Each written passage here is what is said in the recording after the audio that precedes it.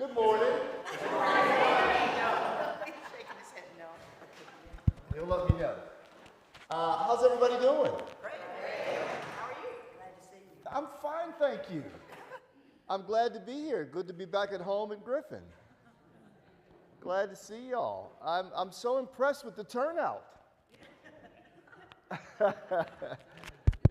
is early. It is early. Let's see. Oh, there you are. How about that? No?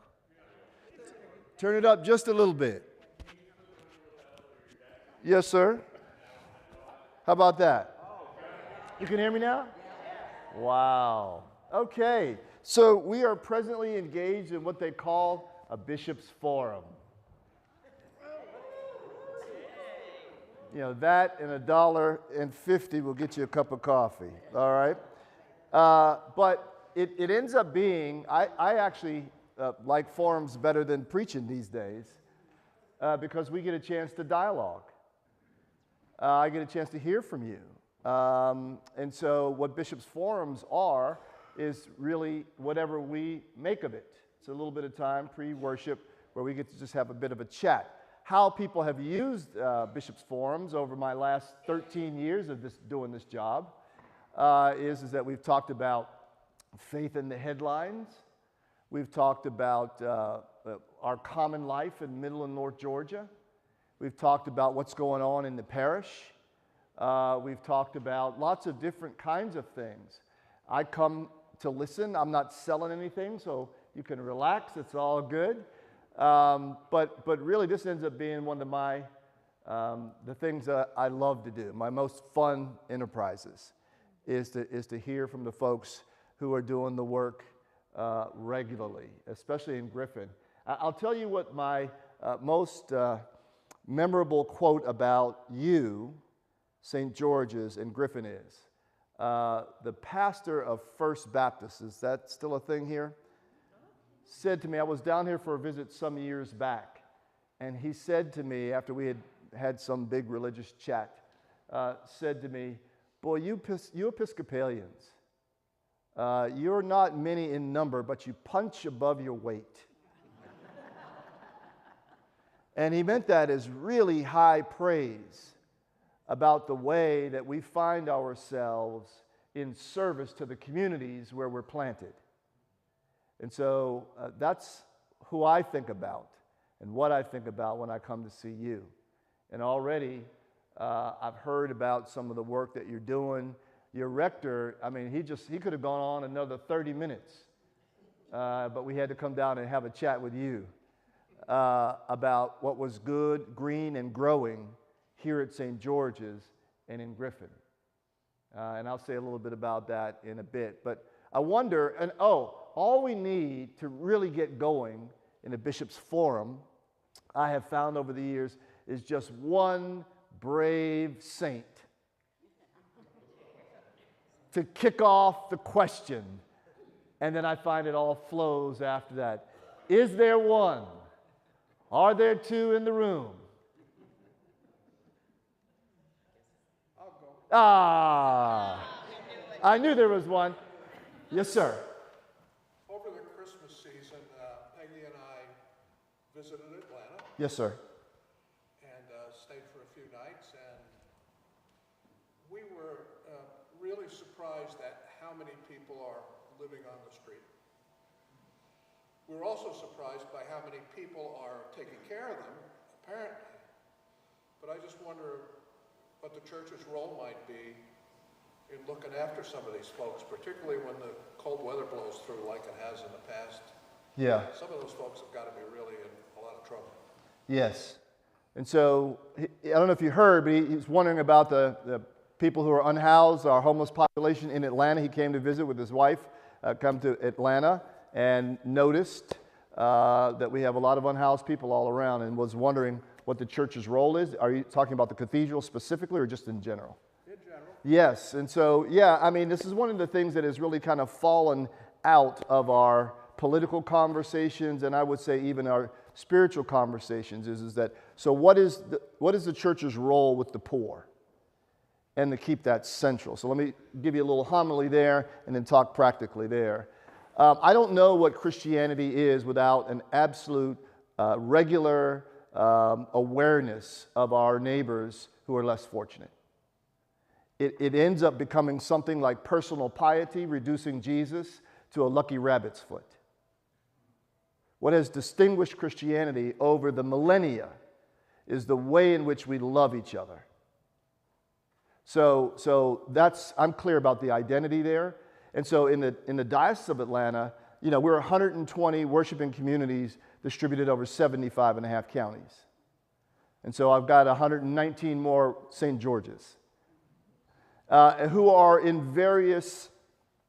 various levels of responding to that vocation to care for those who are poor, least among us. Some of them I really want to celebrate. Others haven't quite figured out how to get involved. I call it in the fingernail dirty work of Jesus. So, but some are doing amazing, amazing jobs. Deacons, as you have here, are one of the ways that we stay aware of the people in our midst. Partnerships through lots of philanthropic organizations and political connections are another way we keep that agenda. I text regularly with the governor. We talk regularly. He's an Episcopalian. Did y'all know that? Yes. He performs Southern Baptist, but he's an Episcopalian. Truly.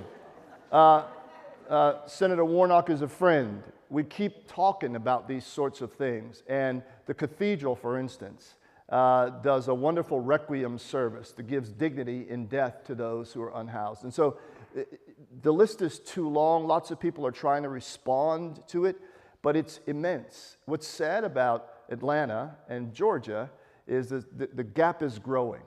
And you see that. My guess is you see that here in Griffin.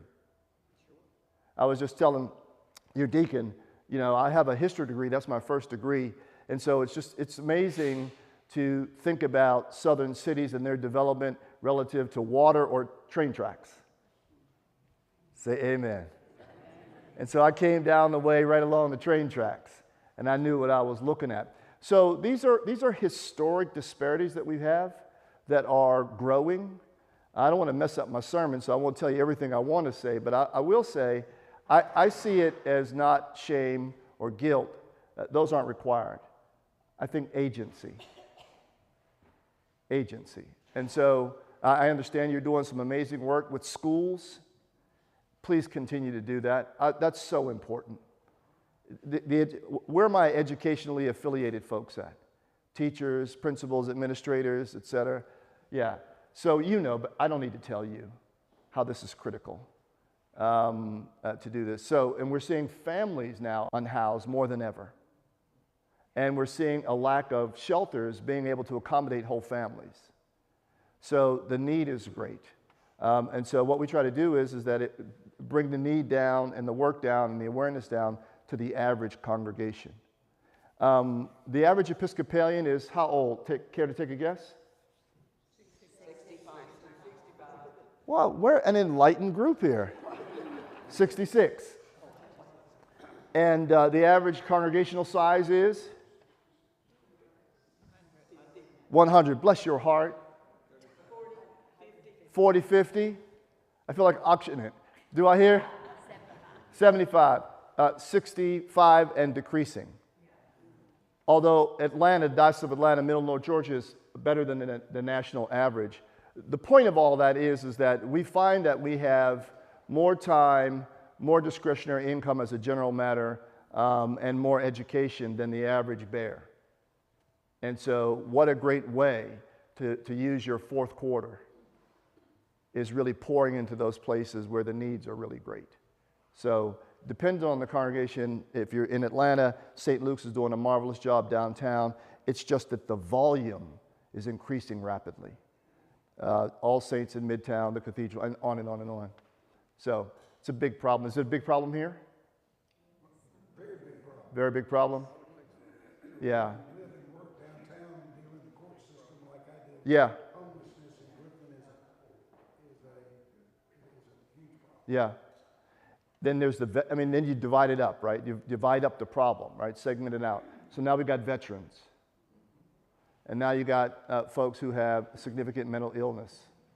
I mean, and then you move into addiction, right? And so it's huge and it's complex. I hope the folks in Griffin have centered the issue at least and beginning to work at it actively. What I have found as a general matter, and this is where the church can help, is that a lot of service providers to this population don't ever talk to each other.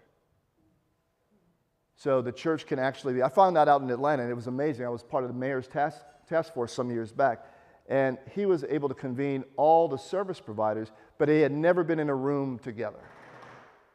And so maybe that's one role that the church can play, is to provide a space where we can get people together, knock out the redundancy, and figure out how to be more effective. I'll make sure that the answers are shorter next time.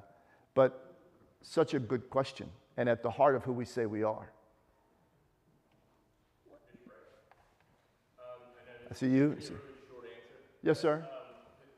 In the news is the cuts to the USA. How does that impact the Episcopal Church? Significantly. I was on he asked me, how are the cuts to USAID affecting the Episcopal Church and our ministry? Significantly. So we have a migration ministries which resettles refugees. And I think I was on a call with the presiding bishop last night, and I think he's going to cut something like 3/4 of the staff because it's in cooperation with the federal government. And so these are not just headlines at a distance. This is real. And is it okay to try to thread the needle with you? Yeah, sure. All right. You know, Jesus was actually political, right? He just wasn't partisan. Partisanship is beneath us.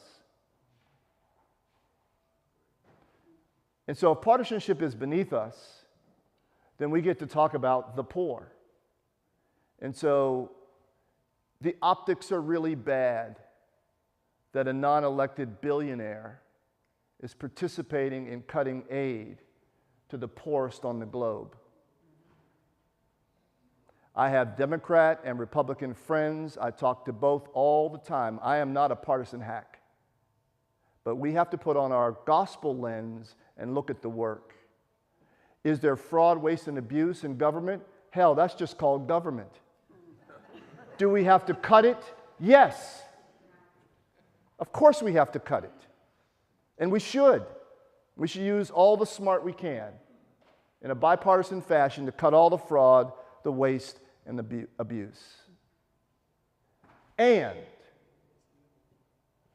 part of who we have been on this globe for a very long time is that group of people who brings considerable resources to great need.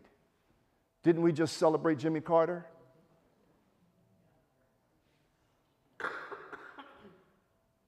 That was such a beautiful expression of the best of what it meant to be American.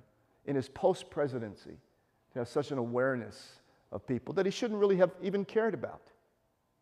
That's at the core of it. So I'll come off my high horse and just simply say, I hope that we will figure out a way to thread that needle, to cut the fraud, waste, and abuse, and at the same time preserve the good work, right, of being America around the globe. And we can be America first and all those sorts of things, and be a great neighbor, continue to be a great neighbor.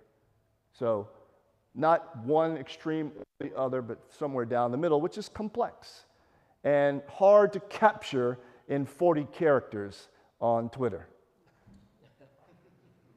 But I do believe that the church has to find its voice in these matters and to not be partisan and not be written off as partisan, but to get down to the weightier matters. And the weightier matters are those people who are in faraway places who don't have any food, they are also my sibling if I'm reading my Bible right. They are also my sibling. And I got to live in that tension. And it's uncomfortable by and large, isn't it? Am I the only sinner in the room? It could be. Yes, sir. You mentioned 120 congregations. Yes, sir. In the Diocese of Atlanta. Yes, sir. The Diocese of Georgia, I believe, is the largest regional area covered by the bishop. Is there any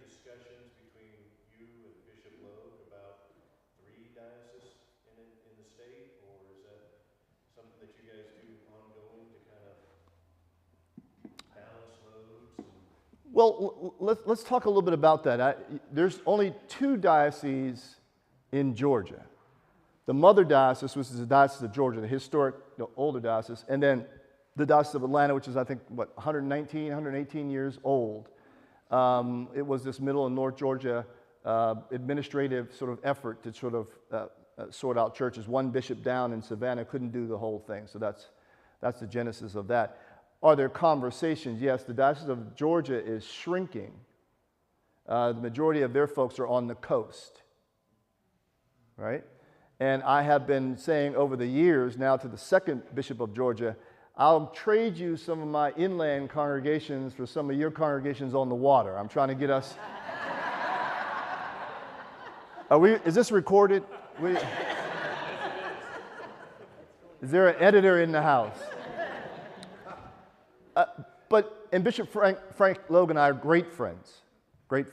And it may be that, well, this is already happening in lots of places across the church, this consolidation. What we're wondering in lots of places. So Indiana just did it. New England is in conversation right now. They've got so many dioceses in New England and not enough Episcopalians to really justify the administrative expense. And so this is a conversation that's happening in lots of places. I don't think we're quite ready in Georgia. I think the Diocese of Atlanta's financial strength would make us the logical choice to perhaps in some iteration down the road to be the administrative center of the Episcopal Church and have outposts in South Georgia. That probably makes sense, but it'll really depend on what happens in the Diocese of Georgia. But people are actively having these conversations, but they're hard conversations about identity. We know that we're the best part of the state in Middle and North Georgia, and they somehow still need persuasion. So we come at it with a lot of humor, but it ends up being something hard because what's really driving this is that there are less Episcopalians to populate our churches. And so it's hard to have those conversations. Do you know how fortunate you are here? All a bishop is an overdressed church visitor. Well, I will be in just a bit. And so one of the things I like to do is come to places and point out when there's an abundance of gifts and graces that you are standing in gifts and graces, that a lot of people would love to be you. Of that 120, 10% are on the bubble. In other words, they show up on Sunday and it's a very real threat about we've got maybe 1 or 2 Easters left. And so if that is not you, somebody ought to give God thanks and praise for the stewardship that has happened in this place previous to you, and now this opportunity that you have to ensure that this is here for grandchildren, and so on and so forth. So, so it's complicated, but we're working it out. But you're going to see a national push if you watch the national news in the Episcopal Church for consolidation. There are 5 dioceses in Florida. In Alabama, there are 2. And so on by state. We're in pretty good fiddle, but I think Georgia's a little bit more vulnerable than we are. Somebody else? Is there a church plan to grow membership among the youth, a centralized plan? If so, what is it? There's no such, how I love those words. Is there a centralized plan? How I wish. No, but what the data tells us is that all the experiments and the work for us need to go towards the Hispanic community. So as you well know, we have in Middle North Georgia lots of Hispanic neighbors who are around, many of them who have come out of the Catholic Church for one reason or the other. And because we are a liturgical church and because it stand, sit, and kneel and smoke and communion and all those sorts of things, it's a really good option for them. And so the plan for us right now is to figure out how to field more Hispanic ministers. We're the business people in the room. Our supply chain was really constricted because we were only taking people from the Catholic Church to populate our Hispanic ministers. The Diocese of Atlanta some years ago started its own recruitment program called SETLA, Christian Education to Latinos, which was basically a greenhouse where we found lay people who had gifts and talents and grew them up and into ministers. We have 4 Hispanic females. You don't find that in the church. And I've got 2 more in the hopper. So what we've had to do is sort of grow it. But it's a slow process. If I had 7 Hispanic ministers right now, I could populate congregations immediately and probably start 3. But it's slow. This work that we're doing here, it feels like on most days is a matter of touch, more agrarian than administrative. Like I work seasonally. I work with crops and rotations. I can sit and dream a world, but it just takes a while for the thing to actually sort of come up out of the ground. But that's the plan for us right now. We're financially sound, really sound in the diocese. Really, really sound. We've done all that good work. We just had last year we had what I called a financial colonoscopy. Came out really good, no polyps, we're in good shape. But we have the money for ministry. And people see what we're doing. This is not a Rob thing, this is the Diocese of Atlanta thing. People see what we're doing from afar. So a convent that was closing in Wisconsin saw some of the work we were doing because of our emphasis on communication, which is just about storytelling. What is God doing in Middle and North Georgia? We tell those stories on all the platforms, etc. This convent that was closing heard about some of our stories and sent us $700,000. And said, keep doing that. So, we have dollars to do these new pieces of work, and we have the ideas. It's just taking a little while to get it cooking. Yeah, but that's our big growth area. It's among Hispanics. And then, since you asked, I'll say another piece of work we've got to really think about is that your average member comes to church how many times a month? The average member? 4 times a month. Holy mackerel. Well, in the real world, the average parishioner comes to church once every 6 weeks. And that's the good parishioner. So we have to live in a both-and reality when we think about this. So then what is the work of the church? Well, Jesus told a story about a sower. The sower went out to sow seeds. And so the church has got to do this and continue to do this really, really well. And at the same time, she's got to throw seeds in places where she doesn't even expect a crop. In other words, we've got to be on social media, podcasts, all kinds of places, and put this good content about a loving God, right, that wants your brains and your heart and your hands. We've got to sow that and grow that audience as well. We have a podcast. We're the business people in the room. We planted a seed, $1,500 overhead. $1,500 overhead at the beginning of COVID. 52,000 downloads last year in 72 countries. That's a hell of a ROI. Can we say hell here? That's a hell of a ROI. My point is, what we're doing here at St. George's, you must continue to do it and do it well. But you must also be thinking about people who need to hear the good news of a loving, liberating God. Because if you're paying attention politically and otherwise, there's a lot of bad God in the marketplace. A lot of bad God. God is not an American, incidentally. And Jesus is not from Georgia. Jesus probably looked exactly like the men who sit outside of Home Depot and Lowe's looking to do day labor work. So because there's so much bad God out there, people like the Episcopal Church who have this other way to think about God in terms of welcome, inclusion, grace. We've got to figure out how to get off our back foot and lean into this conversation. Bishop Neil Alexander, our former bishop, my bishop for 10 years, used to say, if something's so good, why wouldn't you tell somebody? And so while we've got to do this regular Sunday thing, we've got to also figure out who's not here and who needs to hear a word from us. We believe in the life of the mind, that the brain is a faith organ, right? We believe in generosity, right? We believe that Jesus is political, just not partisan. What were Jesus' politics? Let's talk about that. Let's not shame anybody for how they vote. Let's have a conversation. Yeah, that's the deep water. I'm messing up my sermon right now. That's the deep water. But I'm excited by that. You can't be coy in this religious environment.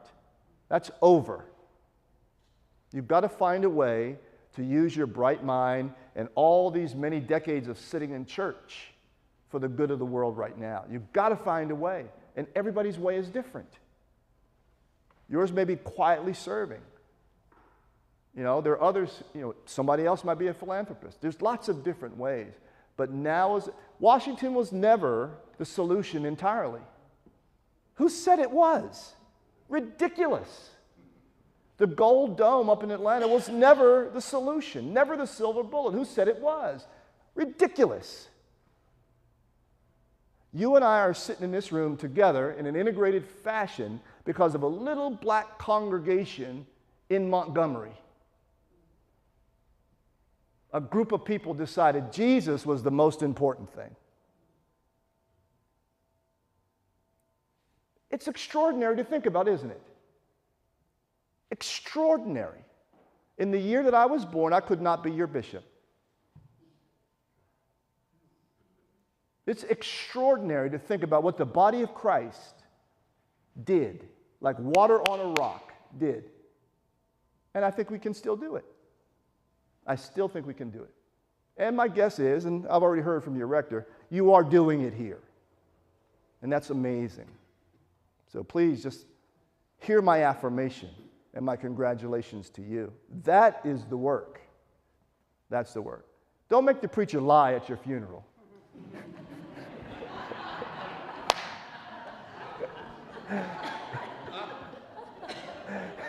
You know what I mean?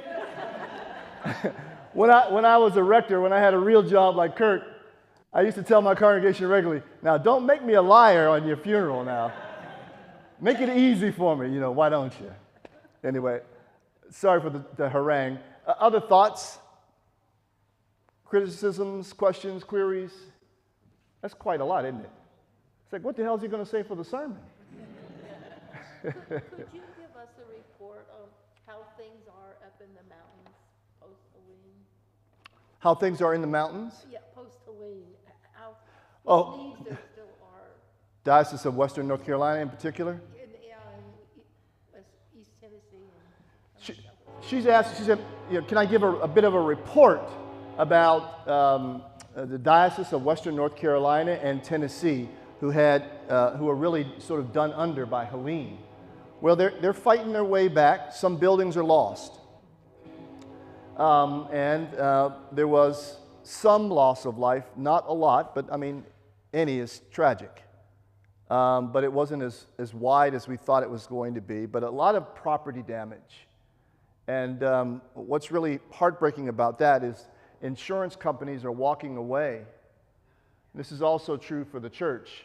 Our church insurance is also walking away from paying in the way that they used to pay, which has to do with the frequency of the storms and the damage, et cetera. So that's really a hard thing to navigate. The presiding bishop and others are trying to figure that out to get resources to places so they can rebuild.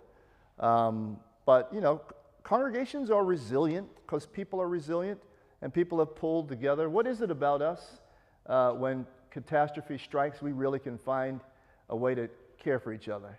I wish we could do that in non-catastrophic circumstances, right? But they're moving along. Bishop Jose, who is in Western North Carolina, and Bishop Brian Cole is in Eastern Tennessee, and we talk all the time. We're part of a Province 4, which is the southern province of bishops. We talk all the time. I have on your behalf, sent him money, both of them, to support them. is there still significant people who are homeless? Not that I'm aware. Not that I'm aware. FEMA and others have showed up with temporary shelters, And then, of course, people have taken other people in their homes. We used to do that for each other, didn't we? So yeah, but it's a slow claw back. But they won't reach normalcy for a very long time. Already, you're starting to see the entrepreneurs and restaurants, et cetera, inviting people back to see the mountains and all that sort of stuff. I imagine that they'll get a better economic boost in the spring. Right now, it's just really tough. Yeah. Yes, ma'am? Could you just talk about the work of the Absalom Jones Center? Talk about? The work of the Absalom Jones Center. Yeah, so she's asked about, can I talk about the work of the Absalom Jones Center? And the Absalom Jones feast day is February 13th, coming up. So Absalom Jones, as you may or may not know, was the first African-American Episcopal priest. And we always had the Absalom Jones Center. I inherited it. It was a college for our college chaplain work among the Morehouse, Spelman, and Clark, right? And so then we decided that we really wanted to be really intentional in racial reconciliation and healing. And so we repurposed that building and made it the Absalom Jones Center for Racial Reconciliation and Healing. And so our first executive director was Dr. Catherine Meeks, who did really a phenomenal job helping us to figure out how to have hard conversations that Christians often will avoid. And she wrote some books about that, but primarily she trained people, black and white alike, to be able to facilitate these difficult conversations. And so that work continues. It's mandatory for any congregation who wants to call a new rector that they do the beloved community work. That's mandatory in the Diocese of Atlanta. You cannot have a rector without going through beloved community training, right? And what we have found, here's a piece of data for you. Now, given that that's our norm here, our average client, 86% of our clients are from beyond the Diocese of Atlanta. So it's become a national piece of work for us. And so Atlanta has become synonymous with that. And when we were thinking about that, we always like to think about the land that we're actually standing on. So the Absalom Jones Center is not very far, a short walk from where Martin Luther King went to school at Morehouse, and not very far from where he and Coretta are buried. So we knew that this was sort of our work in Atlanta, is to have those conversations. And we were informed by Ambassador Andy Young and Joe Lowry and C.T. Vivian and all these wonderful heroes and sheroes. And so that's why we made it a big piece of the work. What I love about that work is no shame is required. Nobody's trying to mobilize white fragility or white guilt. And nobody's trying to enable black rage. What we're trying to do is we start off with a Eucharist. So where I start is, you're my sister, and I'm your brother. And we have a complicated American family story. So let's get at it. And so people talk about safe spaces. The Absalom Jones Center talks about, people talk about safe spaces, but at the Absalom Jones Center, we talk about brave spaces. What worries me about simply saying we need a safe space is that doesn't always enable bravery. So yeah, do I want people to feel like I feel good, okay, I feel all right in this space? I feel affirmed in this space? Of course I want you to feel affirmed, but I want you to take it one more click. I want you to just say that next thing. That next thing, which might be liberating. Liberating. We had a woman, when we did this work, we had a woman who she happened to be white, and we got to having this kind of conversation. We have a formula, we know how to do all of that sort of stuff. And she came to the microphone. She must have been in her, I don't know, middle 70s or so. And she came to the microphone and said this: all my family's wealth is from slave labor. And I've carried the shame of that my whole life. I mean, you could hear a pin drop in the room. And somehow in the conversation, et cetera, she felt released from some of that. And so I just thought to myself, My God, how incredible is that? Someone got set free in church. The Absalom Jones Center work is also related to our pilgrimage work in the Diocese of Cape Coast.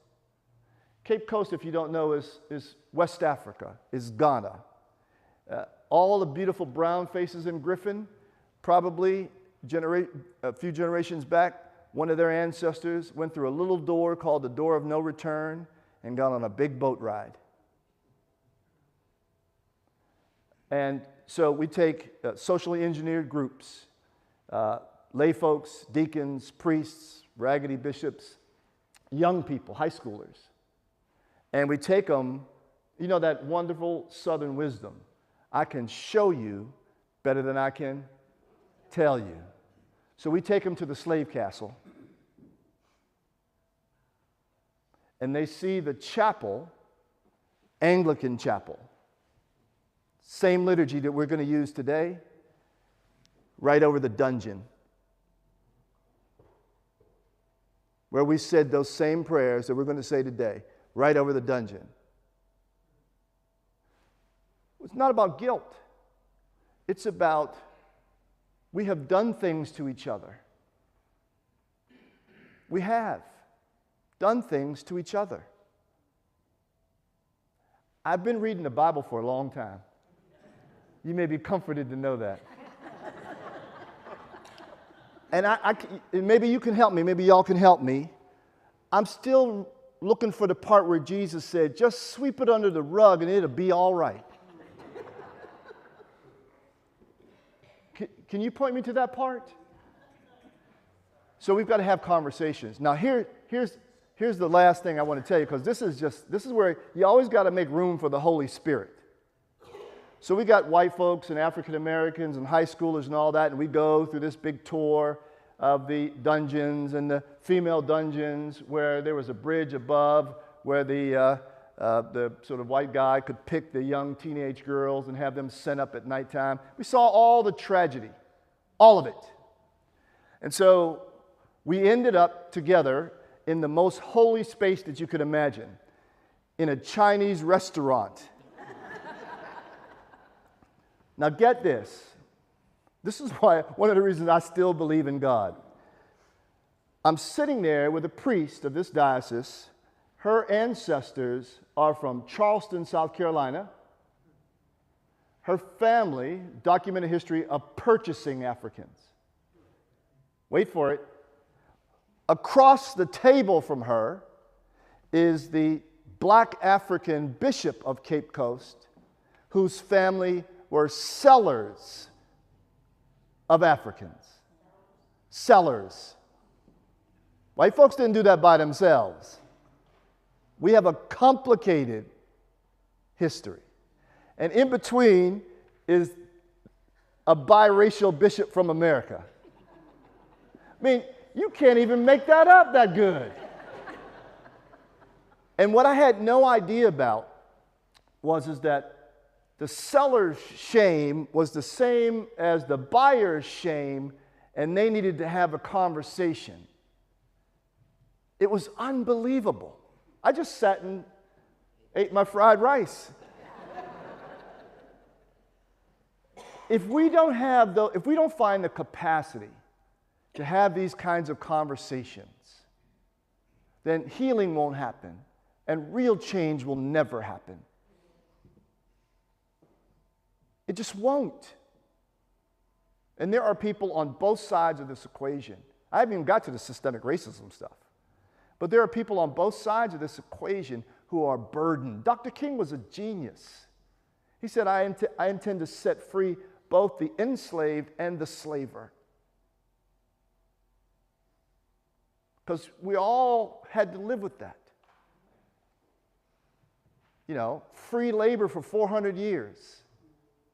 We've got to talk about it. We've got to talk about it. We'll be better for talking about it.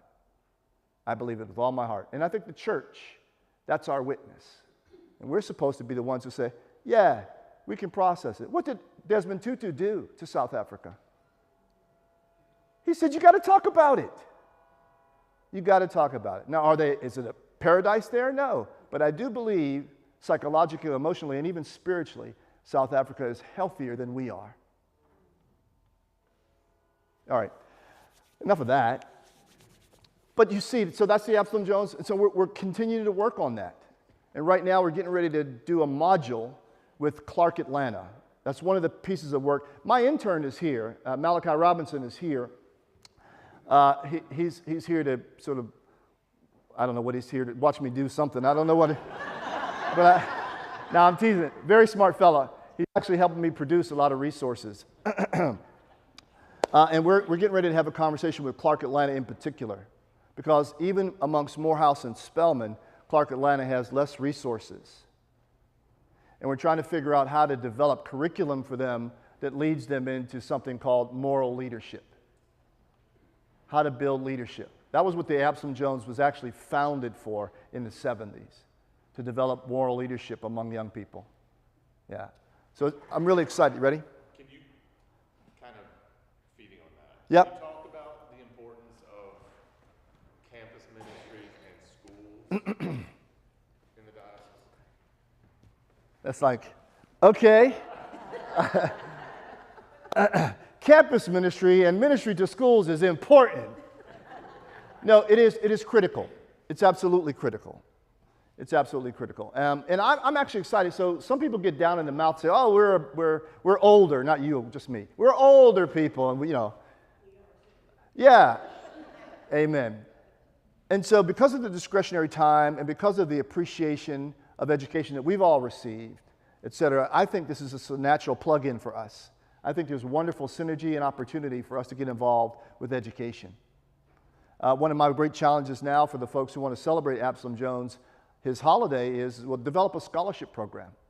Let's change some family trees with education. I grew up in public housing in Pittsburgh, Pennsylvania.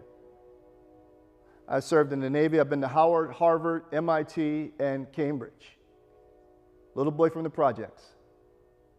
Education changes people's lives. I know this. I know this personally, right? And so if we can get involved in filling some of these gaps that are in our public education systems and otherwise, I think it's a noble, noble endeavor for a church. Absolutely. It's an investment in the future. Howard Thurman said that God is biased towards the future. And if that is true, then God is biased towards children. The Children's Defense Fund is a great resource. Here's what I would say to you as a matter of research. We're the vestry. Any vestry people here? Oh, look at them. They're smiling. There they are. He's like, uh-oh, he's coming for us now. What I love about congregations is congregations should have a PhD, particularly the vestry, in its demographics. Who is the neighbor? I think a lawyer said that to Jesus. 1, 3, and 5 miles from a congregation, we should know who the neighbor is. And if we know who the neighbor is, that guides the mission. I understand you have a school just spitting distance here. And that you've got involved in this school. Your rector is very proud, I must tell you. And so is your deacon. Very proud. I had to interrupt him. He kept going on. He's awfully proud of y'all. Awfully proud of y'all. But yeah, what is it like to know those demographics, to know what the gaps are? And then look, no congregation can do everything, right? I understand that. I understand there are limits. But everybody can do something. And you already have a distinguished history of being able to do some pretty incredible things, though you're few in number. And so I would point you there. There's no cookie cutter for that. It's highly relational. Didn't you used to have a program here that supplied dental care to the public school system? Yes, I remember that. I remember that. That's extraordinary. Extraordinary. Yeah. As to someone who asked a question about diocese joining or whatever, I have a sense of empire about me, the best kind though. I feel like St. George's should take over Griffin, if you haven't already. But a benevolent empire, modeled on the kingdom of God, right? Where we fill gaps and we set floor height about how we're going to treat each other. I think that's the way to go. So I think it's critical. Both Kurt and I come from a school background, so we know firsthand. We were in seminary together, by the way. His hair is prettier than my hair. His hair didn't turn white. I noticed that. My hair was brown until I got this job, so whatever that means. No, but it's critical. It's critical. And this is what the Episcopal Church, I think, does really, really well, which is holds together faith and intellectual rigor, education, as well as service. Those three tiers. And so if we can do more of that, let's do that. Really, it's phenomenal. I commend it to you. I commend that work. And there's resources. The Children's Defense Fund has all the resources you would ever need about who the average child is in your midst and what his or her outcome is likely to be. And my work has continued to be guided by that, the Children's Defense Fund. It formerly was founded by Marion Wright Edelman. She's now retired, and a guy by the name of Dr. Wilson has taken over. So, how's the time? Good? If I'm reading the crowd right, you've got that Episcopal glaze right about now. So, 10:20. bless your heart. What time do we start worship? 11. Oh, 11. Oh. Well, I'll just put a stole on. We'll just celebrate the Mass. How about that? Off we go. Well, anything else? Any last things? Just want to, I don't get a chance to visit the bishop only gets to visit once every 3 years in this diocese. Because it's the fourth largest diocese. Didn't it used to be annual visits by the bishop? Aspirationally. No, the canons of the church only require a visit once every 3 years in any diocese. But given our size, yeah. And so of 108 dioceses in the Episcopal Church, the Diocese of Atlanta is the fourth largest in terms of people going to church. That's pretty amazing. You know what the largest diocese in the church is? Take a guess. Southern Ohio? No, you're thinking about endowment. That's what you're thinking about. Other guess? Other guesses? South Carolina? No. D.C.? No. Virginia? Not too far. Haiti.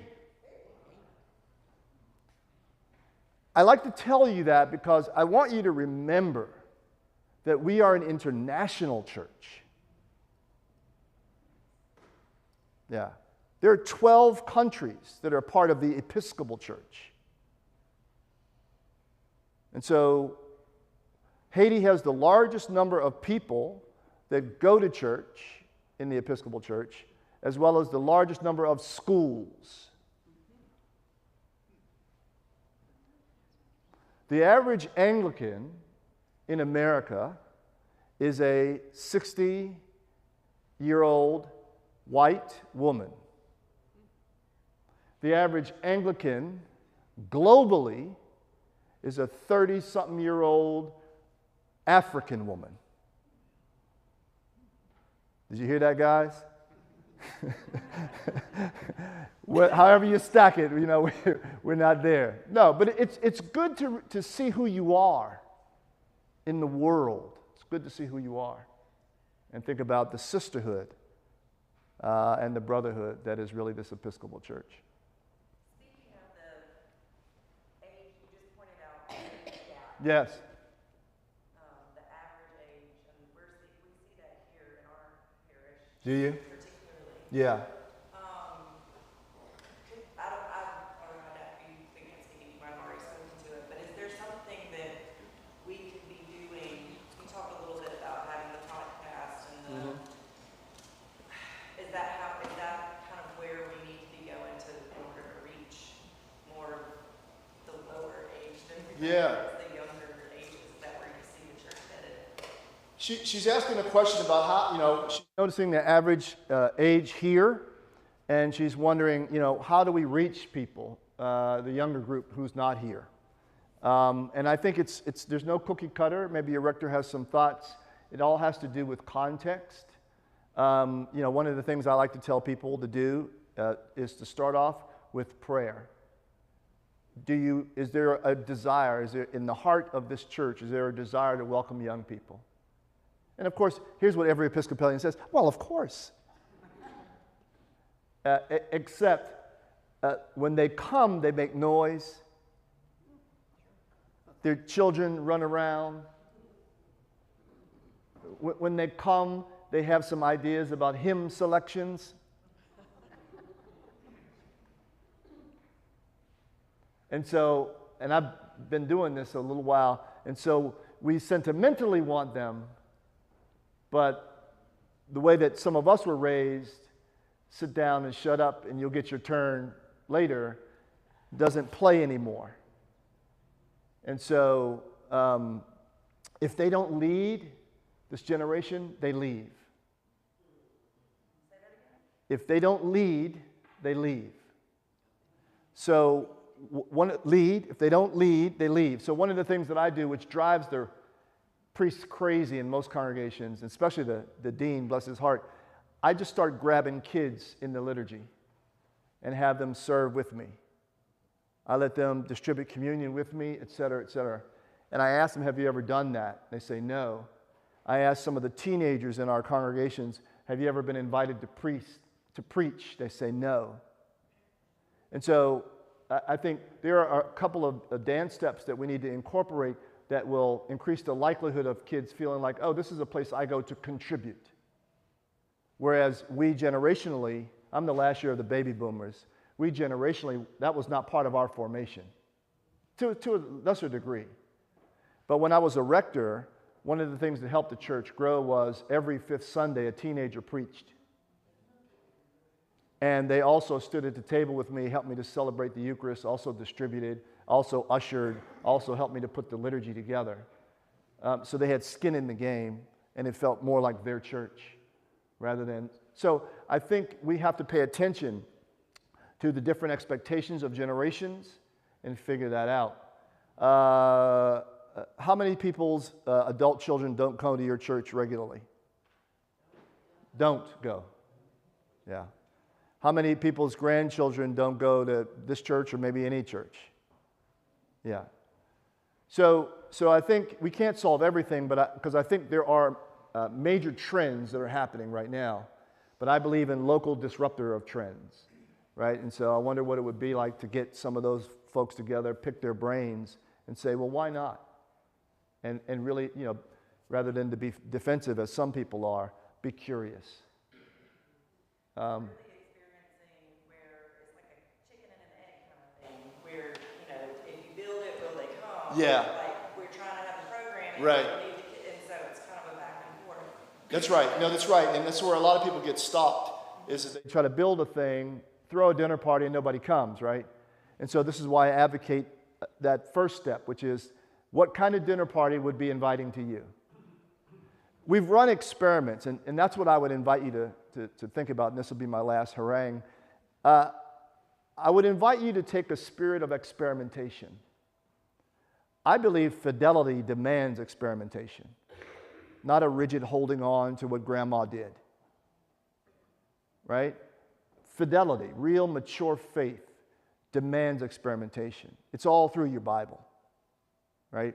And so one of the experiments to run is that what are some of the services, what are some of the configurations that might be inviting?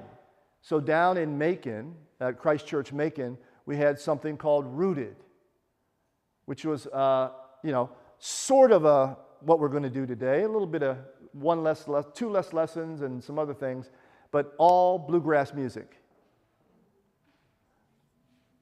Wait, get this part now, because it was Episcopalian, with wine and cheese afterwards. The joint was packed by younger people. It was at a different time, and it was a different liturgical expression. And so what we've got to figure out, for those of us who that's not our thing, is that do we have a big enough spirit to, if it's not your thing, to at least provide for it? Right?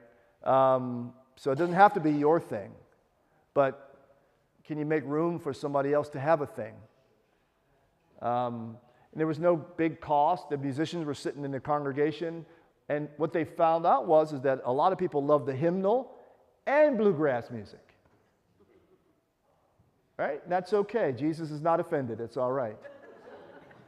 When I was a rector, we did the hard work of trying to do that. We had our regular expressions, And then people kept saying to me, and it was in the parish profile when they were looking for a rector, said, we want our grandchildren in church. Can you help us with that? And I said, yes, but are you sure you want them? I remember when we started getting a lot of kids in. So when I showed up, we were all in, total population 150. Not a lot of kids, 15 or so saints in the choir.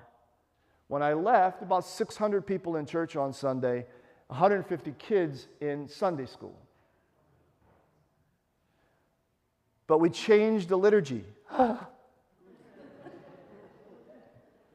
First Sunday was our traditional liturgy. First Sunday. Poncho, smells, bells, the whole thing. Right? Everybody's happy. Second Sunday, get ready for the pearls. No procession, no recession, band, no vestments, screens, no bulletins. Look at that. If I just run my hand over that, look at that. I was sort of liking him up until that point, but I don't. Third Sunday, because we were connected to Morehouse and Spelman, men singing blue blazers, red ties, a la Morehouse Glee Club. Fourth Sunday, women, a la Spelman. Fifth Sunday, kids. What I didn't know, we took the spirit of experiment. And by the way, I got all the notes. And early on, you'll think this is hilarious, and early on they started a petition to oust me as the rector and even sent it to my wife.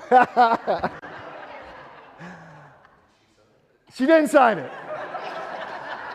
But she has since brought that up to me, that I better fly right or she might go back and sign it. Anyway, the point being, it has to be managed. It's a transition. There has to be a clear purpose. What do we want? What are we prepared to pay to get what we want?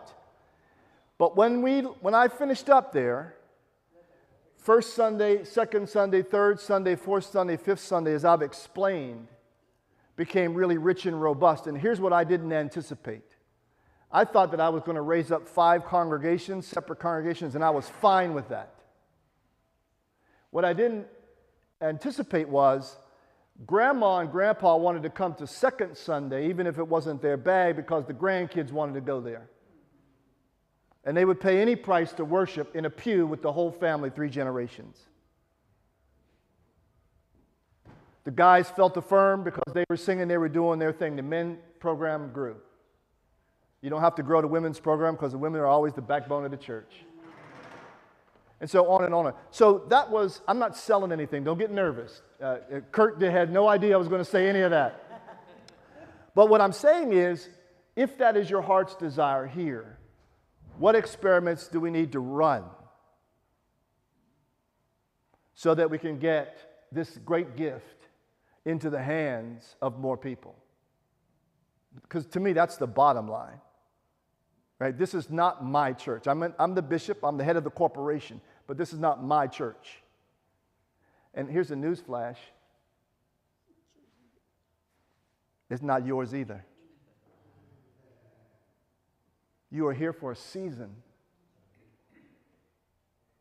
For a season. That's all. And then to pass it on, as it was passed to you. And so, how do we, I don't want to be a non-denominationalist. I don't want to be any other denomination. I am an Anglican. I'm clear about my religious identity. But within the wide lane of Anglicanism, what do we have to offer? I think it's a serious conversation, but it's a good conversation, especially if the goal is really just about not gimmicks, but trying to extend grace to people. All right, now you see why the bishop only comes once every 3 years. I think we should stop there. I'll be hanging out for a while after worship if you want to have a chit-chat. I think we're going to lunch and going to hang out, but it's just lovely to be with you. Thank you very much.